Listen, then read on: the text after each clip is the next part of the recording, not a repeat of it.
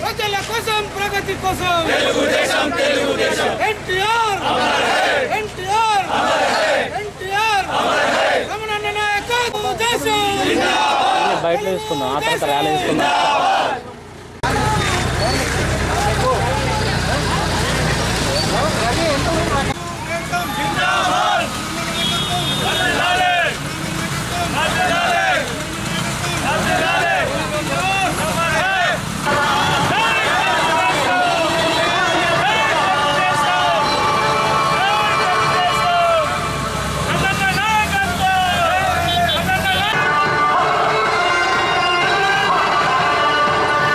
అసలు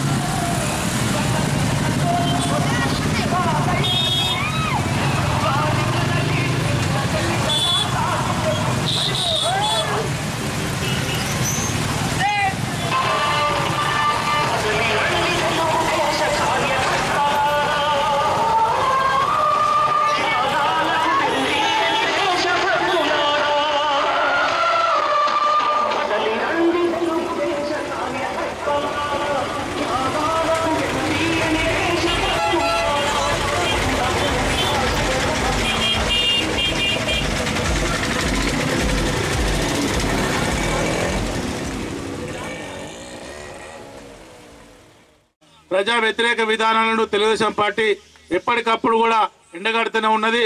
మరి టీఆర్ఎస్ ప్రభుత్వం 4 సంవత్సరంలో అధికారం చేపట్టి నేటి వరకు కూడా ప్రజలకు ఇచ్చినటువంటి హామీలను ఒక్కటి కూడా నెరవేర్చకపోవడం, మరి తెలుగుదేశం పార్టీ ప్రజల పక్షాన ఉద్యమం చేసి మరి పల్లె పల్లె తెలుగుదేశం కార్యక్రమంలో భాగంగా ప్రతి గ్రామంలో ఉన్నటువంటి మరి తెలుగుదేశం పార్టీతో పాటుగా ప్రజలను చైతన్యం చేసే విధంగా కార్యక్రమాలు చేపట్టుకున్నాం. మరి ఈ కార్యక్రమంలో భాగంగా ప్రతి గ్రామానికి వెళ్ళి గతంలో తెలుగుదేశం పార్టీ చేసినటువంటి అభివృద్ధి సంక్షేమ కార్యక్రమాలను కూడా ప్రజలకు విలువించడం వల్ల ప్రజల నుంచి విశేషమైనటువంటి స్పందన వస్తూ ఉంది. మరి సారంగపూర్లో ఉన్నటువంటి ప్రతి ఒక్క తెలుగుదేశం పార్టీ కార్యకర్త కూడా మళ్ళీ తెలుగుదేశం పార్టీని అధికారంలోకి తీసుకొచ్చే విధంగా కృషి చేయాలని చెప్పేసి సందర్భంగా తెలియజేసుకుంటూ మరి ఈ కార్యక్రమం జిల్లా అధ్యక్షులు అల్లేని సాగరన్న గారికి, అదేవిధంగా మరి నియోజకవర్గ ఇన్ఛార్జు భోగ వెంకటేశ్వర్ గారికి, మరి ఇప్పుడే ఇచ్చేసినట్టు ప్రతి ఇంటి దగ్గర కూడా మేము అందరితోని చాలాసేపు ఒక 15-20 నిమిషాలు కూడా చర్చించడం జరిగింది. ఈ అన్ని విషయాలు కూడా అవగాహన వీలైనంత వరకు మేము తేడా ఏతుందో మేము అవగాహన చేయించడం జరిగింది. వారు కూడా మన ఎన్నో ప్రశ్నలుగా జరిగింది, సమాధానం చెప్పే కాడికి మనం కూడా సమాధానం చెప్పడం జరిగింది. ఇవన్నీ విషయాలు కూడా జిల్లా అధ్యక్ష పార్టీ దృష్టికి తీసుకెళ్తున్నాను. తగు విషయంలో ఎక్కడైతే మనము ఇంకా అనేక విషయాల మీద కూడా మనం ముందు పోరాటాలు చేయవలసి ఉంటుంది. ఏ విషయాలైతే మనం పోరాటాలు ఉద్యమాలు చేస్తే బాగుంటుందో దీన్ని చర్చించి కార్యక్రమాలు తీసుకుంటే బాగుంటుందని మేము ఈ సందర్భంగా తెలియజేస్తున్నాను. అదేవిధంగా ఈ టీఆర్ఎస్ పార్టీ అవలంబిస్తున్నటువంటి ఇక్కడ ఉన్నటువంటి ఇప్పుడు ఏదైతే మనము రబీసీలో కోతలకు వచ్చినాయి, ఈ కోతలు ఉన్నటువంటి కొనుగోలు కేంద్రాలు ఐకేపీ కానీ అదే ప్రాథమిక సహకార సంఘాలు కానీ ప్రభుత్వం వెంటనే కొనుగోలు కేంద్రాలు ఎక్కడైతే ప్రారంభించలేదో వెంటనే తిరిగి ఆ కొనుగోలు కేంద్రాలు ఐకేపీ కేంద్రాలు కావచ్చు సహకార సంఘాలు కానీ ప్రారంభించాలని ఈ సందర్భంగా డిమాండ్ చేస్తూ మీ అందరి దగ్గర సెలవు తీసుకున్నాం. తెలుగుదేశం పార్టీ బడుగు బలహీన వర్గాల కోసం మాత్రమే ఏర్పడ్డది. ఎన్టీ రామారావు గారు, స్వర్గీయ ఎన్టీ రామారావు గారు ఏర్పాటు చేసినటువంటి పార్టీ. గత 36 సంవత్సరాలుగా పార్టీ కోసం కార్యకర్తలు నిరంతరం శ్రమిస్తున్నారు.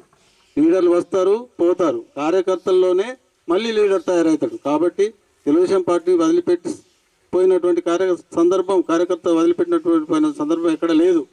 పార్టీ కోసం నిరంతరం శ్రమిస్తున్నారు. అప్పుడు మనం చేసినటువంటి తెలుగుదేశం పార్టీ అధికారంలో ఉన్నటువంటి చేసినటువంటి కార్యక్రమాలు, అభివృద్ధి కార్యక్రమాలు మాత్రం ఇప్పుడు ఉన్నాయి. వచ్చినటువంటి టీఆర్ఎస్ ప్రభుత్వం ప్రజా వ్యతిరేక పాలన కొనసాగిస్తుంది. అందరికీ ఆశలు కల్పించి ఏ ఒక్క హామీని నెరవేర్చలేదు. దానికి మనం 2019లో ప్రతి ఒక్క కార్యకర్త, ఒక రమణగా, ఒక చంద్రబాబు నాయుడుగా, ఒక జిల్లా అధ్యక్షుడు సాగర్రావుగా మనందరం నిరంతరం కృషి చేసి రాబోయే కాలంలో 2019లో పార్టీని అధికారంలోకి తీసుకురావాలని మీ అందరికీ మనం చేస్తూ సెలవు తీసుకుంటున్నాను. జై హింద్, జై తెలుగుదేశం. పల్లె కార్యక్రమాలు చెప్పి తెలుగుదేశం పార్టీ ఈరోజు జరుపుకుంటున్నాం. అన్ని గ్రామాలు అనగా మా మండలి 11 గ్రామాల్లో కార్యకర్తలు, నాయకులు అందరూ వచ్చినారు. లచ్చక్కపేట, రంగపేట, ఆత్మపల్లి, లక్ష్మీపల్లిలో ఈ కార్యక్రమం జరుగుతుంది. దీన్ని విజయవంతం చేసినందుకు కార్యకర్తలకు నా యొక్క నమస్కారం. ఈరోజు సారంగపూర్ మండల 11 గ్రామాల సైకిల్ మోటార్ ర్యాలీకి హాజరైన తెలుగుదేశం పార్టీ కుటుంబ సభ్యులందరికీ, ఎలక్ట్రానిక్ మీడియా ప్రెస్ మిత్రులందరికీ నమస్కరిస్తూ, రాష్ట్ర తెలుగుదేశం నాయకులు ఎల్రమణ గారి ఆదేశానుసారం పల్లెపల్లెకు తెలుగుదేశం కార్యక్రమంలో సారంగపూర్ మండలంలోని పెంబెట్ల దేవాలయ సన్నిధి నుంచి కార్యక్రమం స్టార్ట్ అయినందుకు ఈ కార్యక్రమంలో పాల్పంచుకుంటున్న 200 మంది సైకిల్ మోటార్ ర్యాలీలో పాల్గొంటున్న కుటుంబ సభ్యులకు అందరికీ శుభాభినందనలు తెలుపుతూ, రాబోయే రోజుల్లో తెలుగుదేశం పార్టీ ఎక్కడుంది అని అడిగే వారికి చెంపపెట్టుగా ఈ కార్యక్రమం రుజువవుతుందని చెప్పక తప్పదు. తెలుగుదేశం పార్టీ ఆధ్వర్యంలోనే, తెలుగుదేశం పార్టీ హయాంలోనే, గతంలో రమణన్న గారి నాయకత్వంలోనే జరిగిన అభివృద్ధి తప్ప ఈ 4 ఏళ్లలో అభివృద్ధి జరిగింది లేదు. అంతకుముందు ఏమి రమణన్న నాయకత్వం తప్ప మిగతా పార్టీ నాయకుల ఆధ్వర్యంలో జరిగిన ఏం లేవు. చెప్పుకోవడానికి ఎన్నో ఉన్నాయి, కానీ చెప్పుకునే దానికి తెలుగుదేశం పార్టీకి తప్ప మిగతా నాయకులకు ఎలాంటి అవకాశం లేదు. బీటీ రోడ్లే కానీ, అంగన్వాడీ స్కూల్లే కానీ, కుల సంఘ భవనాలే కానీ, ఈరోజు పవర్ స్టేషన్లే కానీ ఈ సారంగపురం మండలంలో అభివృద్ధి కోట్లల్లో ఉన్నది అంటే ఒక్క రమణన్న వల్లే సాధ్యమైంది. మిగతా ఎవరి వల్ల సాధ్యం కాలేదు. రాబోయే రోజులలో కూడా ఎవరి వల్ల ఎలాంటి పనులు జరగాయనేది ప్రజలు గుర్తించారు. రాబోయే రోజుల్లో తెలుగుదేశం పార్టీకి పూర్వవైభవం తీసుకురావడానికి సన్నద్ధమై ఉన్నారు. సహకరిస్తున్న గ్రామ ప్రజలకు, ప్రజానీకానికి, ఈరోజు ఆశీర్వదిస్తున్న ఈ తెలంగాణ ప్రజలందరికీ ధన్యవాదాలు తెలుపుతూ, తెలంగాణలో పల్లె పలుకు తెలుగుదేశం కార్యక్రమం తీసుకోవడం జరిగింది. జగిత్యాల జిల్లాలో ప్రధానంగా 18 మండలాలలో నాకు తెలిసి ఇంత ఉధృతంగా చేసింది కూడా చిన్న మండలమైన సారంగపూర్. అంటే మనం ఆలోచిస్తే ఇక్కడ పెద్ద నాయకులు లేకపోయినా ప్రతి కార్యకర్త కూడా నాయకునిగా ఛాలెంజింగ్గా తీసుకొని ఇంత పెద్ద ఎత్తున జన చైతన్య ర్యాలీ చేపట్టి ప్రజల్లో చైతన్యం తీసుకొచ్చిన మీ అందరికీ కూడా హృదయపూర్వక ధన్యవాదాలు తెలియజేసుకుంటూ, విద్యార్థుల ఆశయాలకు విలువ లేదు, ఆత్మహత్య చేసుకున్న యువకులకు విలువ లేదు, కానీ ఎవరికి విలువ ఉందా అంటే గులాబీ కండువా పట్టుకున్న గలీజ్ గాని ఎవరికైనా విలువ ఉంది. ప్రాణం ఇచ్చిన పిల్లల తల్లిదండ్రులకు విలువ లేదు, ప్రాణం ఇచ్చిన విద్యార్థుల తల్లిదండ్రులకు విలువ లేదు. కానీ గులాబీ కండు వేసుకున్న వాని క్యారెక్టర్ వేసి ఉంటుందైనా సరే వాడి ఇలా పోలీస్ స్టేషన్లలో పోయి రూబాబీ వేస్తున్నాడు, ఆఫీసర్లో పోయి రూబాబీ వేస్తున్నాడు, పైరవ్ చేస్తున్నాడు. తెలంగాణ సాధించుకున్నది ఒక వ్యక్తి కొరకో, ఒక పార్టీ కొరకో, ఒక కుటుంబానికి కొరకో కాదు. ప్రతి వ్యక్తి అధమ కులస్తుడైనా, ఉన్నత కులస్తుడైనా, విద్యావంతుడైనా, చదువుకోకున్నా అందరికీ సమాన గౌరవం రావాలి, సమానమైన విలువ రావాలనే ఉద్దేశంతో తెలంగాణ సాధించుకున్నాం. ఆత్మగౌరవం కోసం తెలంగాణ సాధించుకున్నాం తప్ప ఒక కుటుంబానికి దారబెట్టి అధికారం వాళ్ళ చేతిలో పెట్టడానికి కాదు. ఇవాళ మనం చూస్తే కొండగట్టు కోనేరు కవిత వస్తేనే నింపి ఆమె కాలు గడుపుకునే మందం నింపుతున్నారు. ఇంత సిగ్గుపడాలి. వేల మంది భక్తులు 1000 కిలోమీటర్లు నడుచుకుంటూ పోతారు, వాళ్ళకు నీళ్లు లేవు ఆంజనేయ స్వామి భక్తులకు. కానీ కవిత కత్తే మాత్రమే ఆడ నింపి కోనేరు మళ్ళీ తెల్లారి కోనేరు ఖాళీ వేసేది. 1,50,00,000 పెట్టి కోనేరు నింపి కట్టి ఒక కవితక్క రావాలి, ఒక మంత్రి రావాలి. మరి ఈ పరిస్థితి ఇట్లా అయితే ఎట్లా? తెలంగాణ సాధించుకున్నది ఎవరి కొరకు? అంతమంది భక్తులు ఖాళీ నడకన పోతున్నారు, వాళ్ళకి కనీసం నీళ్లు కల్పించే పరిస్థితులు లేమా? దేవుని పిల్ల నీళ్ళు ఉండే, మళ్ళీ కవితక్క అత్తనో, మళ్ళీ ఇంద్రకరణ్ రెడ్డి అత్తనో, మళ్ళీ ఇంకో మంత్రి అత్తనో నింపుతారు. అంటే వాళ్ళ అత్తనేమో కొత్త కోనేరులో నీళ్లు నింపుర్రి, ఉత్త భక్తులు అత్తనేమో పాత మురుగు నీళ్ళలో స్నానం చేయమంటారు. అంటే ఇంతటి వివక్ష ఎందుకు? ఎంతోమంది 1,50,000 కోట్ల రూపాయల బడ్జెట్ను అందరం అనుభవించాలి, అందరూ జీవన విధానం బాగుపడాలి, అందరూ ఉన్నత స్థితిలో ఉండాలి, అందరి పిల్లలు చదువుకోవాలి. ఇదే కేసీఆర్ గారు ఒక మాట అన్నాడు, ఎవరి కొడుకైనా గవర్నమెంట్ స్కూల్ చదివేటట్టు చేస్తాను. ఇలా కేటీఆర్ గారి కొడుకు గవర్నమెంట్ స్కూల్ చదువుతున్నా, చదవడు. ఆయన కొడుకు మాత్రం ఇంగ్లీష్ మీడియం స్కూల్లో, ప్రైవేట్ ఇంటర్నేషనల్ సిబిఎస్ఈ స్కూల్లో చదువుతాడు. మన పిల్లలను మాత్రమే గవర్నమెంట్ స్కూల్కి పంపుకుంటాడు. అంటే ఆయన అప్పుడు ఉద్యమ కాలంలో ఏమన్నాడు, గవర్నమెంట్ స్కూళ్ళను ఆ విధంగా తీర్చిదిద్దుదు అన్నాడు. మరి 4 ఏళ్ళు అయిపోయింది, ఎప్పటి వరకు కూడా గవర్నమెంట్ స్కూళ్ళ దిశ ఏం మారలే. ఇంకా ఉద్యోగాల సంగతి ఆలోచిస్తే, ఉద్యోగాల గురించి మనం ఆలోచిస్తే కాంగ్రెస్ ప్రభుత్వం అయినా, తెలంగాణ రాష్ట్ర సమితి ప్రభుత్వం అయినా రెండుగానే అయిపోయినాయి. దొందు. ఎందుకంటే అప్పుడు 3 ఊర్లకు ఒక్కోటి సెక్రటరీ ఉండే, ఇప్పుడు 6 ఊర్లకు ఒక్కోడు అయ్యాడు. ఊరికి ఒక సెక్రటరీ ఉండాల్సిన వాడు 3 ఊర్లో పోయి 6 ఊర్లకు ఒక్కోలేదు. పంచాయతీ సెక్రటరీ కూడా 2 ఊర్లకు ఒక్కోళ్ళు ఉండేటోళ్ళు 4 ఊర్లకు ఒక్కోలేదు. అంటే తెలంగాణ వస్తే ఏం కావాలి?